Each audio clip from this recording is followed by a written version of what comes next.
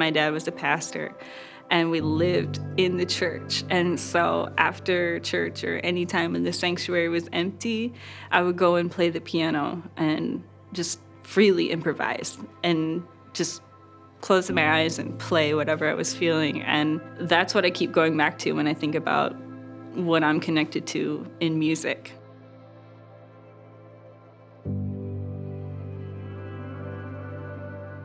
Jazz, it's a lot of things. It's freedom, it's expression. The improvisational element to jazz is unique. In a lot of other genres, you don't get to improvise. You don't get to go off the page. That's what originally drew me to it. And then it's also extremely challenging and can be really technically difficult and intimidating. And so it's been a really incredible journey with a lot of ups and downs. I would say jazz to me in high school was scary. I never thought it was good enough.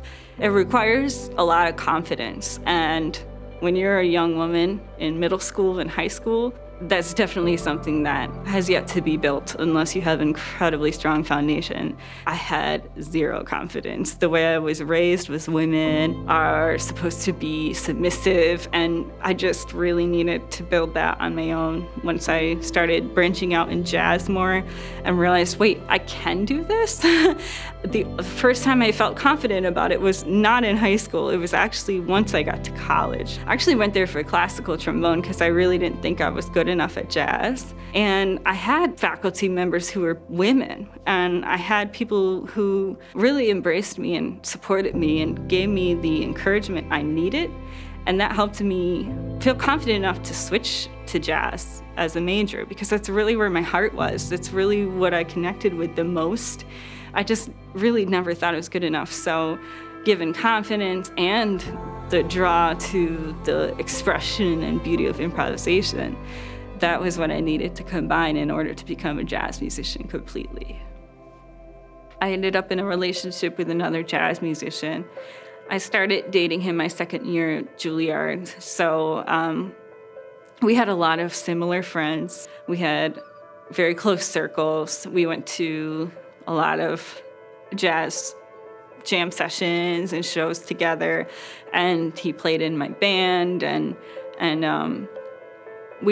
we understood each other because we were living the same type of lifestyle. But also that lifestyle ended up becoming pretty toxic. There were a couple of circumstances that had happened between us that were big, bright red flags, like where he got physical with me just a little bit here. I broke up with him for a couple days. Then we got back together because we were very codependent.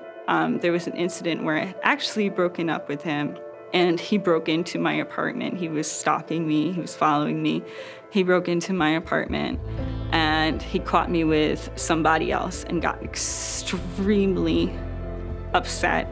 And he kicked the other guy out. He had a knife, and he attacked me. He strangled me to the point where I couldn't breathe. I couldn't scream. And when I finally got a scream out, my roommate heard, and he called 911. And my ex left, and the police came, and it got really real at that point, and that was the turning point for the rest of my life.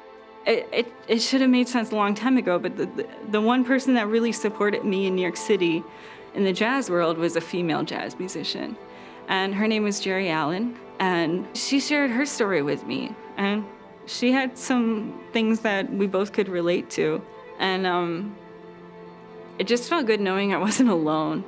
It's kind of sad, but when you go through trauma or something really devastating, there's a lot of other people that'll come out of the woodwork and tell you that they have been through that too. I'll just never forget what Jerry Allen did for me, and I want to do that for somebody else because she really empowered me. It's the example that I needed in that moment.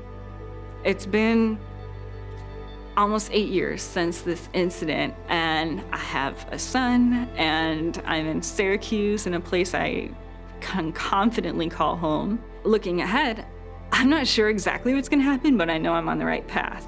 It's just the beginning. It's really, I've never had this type of opportunity before to really just delve into the creative process and write from my heart and share my story. It took me a long time to get to a place where I can feel like I can tell this story, and it makes me vulnerable, but in the same sense, like I'm strong enough to take that. And so I really hope that this message reaches the people who need to hear it, reaches the other young women who don't feel like confident enough to have the voice. I'm hoping that it encourages the people who came before me too, to see that this is what they've created by carving that path out. And I feel so empowered by the Me Too and Time's Up movements, where these women have incredible strength, because despite all that, I'm still terrified, and it took me that much to come this far. I just can't imagine what's gonna happen in the future. It just keeps rising and rising. I just feel really positive. I see a lot of light. I see a lot of growth, exploration with my music career and my voice, and I now surround myself with people who I can really connect with and feel safe around, and other musicians who would never hurt me and who would always support me, and a team of other artists and like-minded people. And that's what I found it takes to feel confident. You know, it has to come from within, but you also have to have that encouragement around you. So I'm finally there, and it's in Syracuse that I found this. So if I come to New York and stay in touch with New York, I can bring that energy to other people and then come back home where I'm safe.